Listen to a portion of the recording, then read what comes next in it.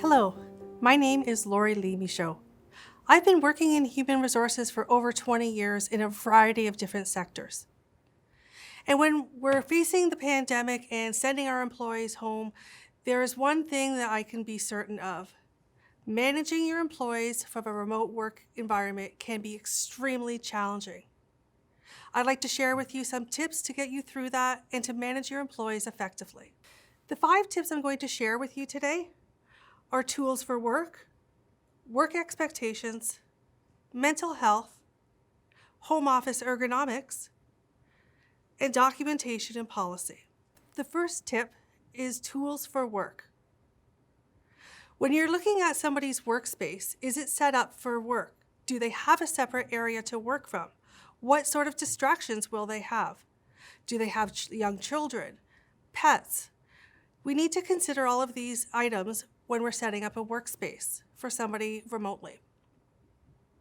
In addition, consideration needs to be had for internet connectivity and availability. Not all areas have access to open connectivity, and some homes may have more than one user. I have a coworker who works from home, her husband works from home, and their child is going to school from home. So their availability for the internet and the connectivity is greatly reduced. Another consideration is distractions, such as pets or other family members.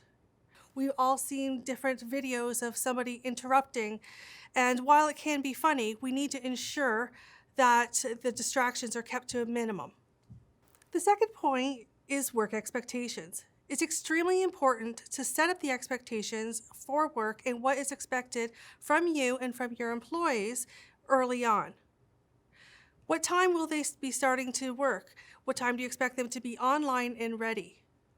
What connection do you expect from them? Do you want them to use the phone or video conference? How often do you expect them to use the video conference or contact you on a regular basis?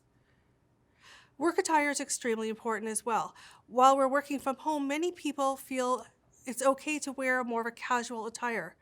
That may not be acceptable in some office situations, especially where video calls are had on a regular basis. And the last point is performance management. While employees are working from home, you would still have expectations for them to complete their work on a regular basis. Working in the office, you can see if somebody is working and you can see their work regularly. When somebody's at home, you don't have that ability. Is their work project-oriented or task-oriented? Do you need to set up new parameters with your employees? The third point is mental health. With us all working from home, we've heard a lot of information about mental health and how the stress of the pandemic has played on different people in different ways.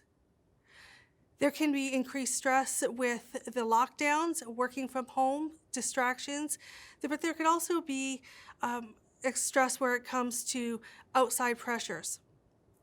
Needing to set work boundaries is extremely important, especially when someone is working from home.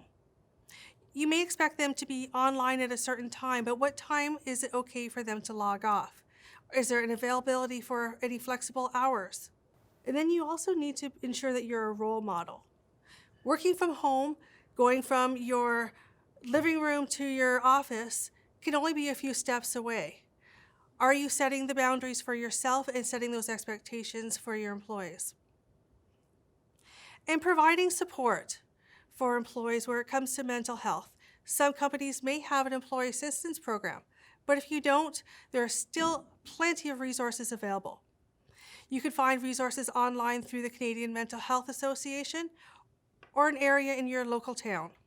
Next, we come to home office ergonomics. Last year, when the pandemic hit, many of us just grabbed our laptops and head out the door. We need to consider, a year later, how is our office being set up? Is it a laptop? Do we have a monitor? Are we providing our employees with the tools that they need for home office ergonomics? There are many resources that can be found online to assist you and your employees in setting up a proper ergonomic environment. The last point I'd like to bring up is documentation and policy. While having written documentation and policy can be challenging, it is extremely important to set up those parameters for your employees? Do you have a work from home policy, an attendance policy, and a performance management policy?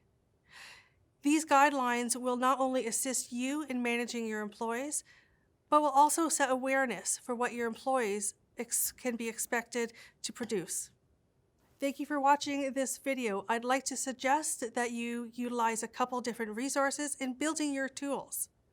You can take a look at the WSIB website and the Employment Standards website. They may have some great tools to assist you in creating your documentation for you and for your employees. In conclusion, until we can work safely together, we can find a way to work safely, remotely, and still be connected.